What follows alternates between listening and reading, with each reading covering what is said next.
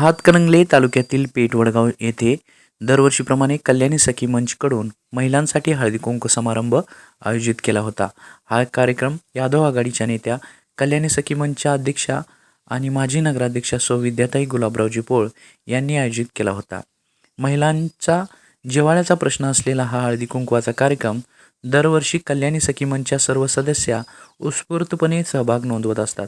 या कार्यक्रमाला पंचक्रोशीतील सर्व महिला उपस्थित राहतात. यावर्षीसुद्धा हळदीकुंकवाच्या कार्यक्रमाला महिलांनी उच्चांक गर्दी नोंदवली होती.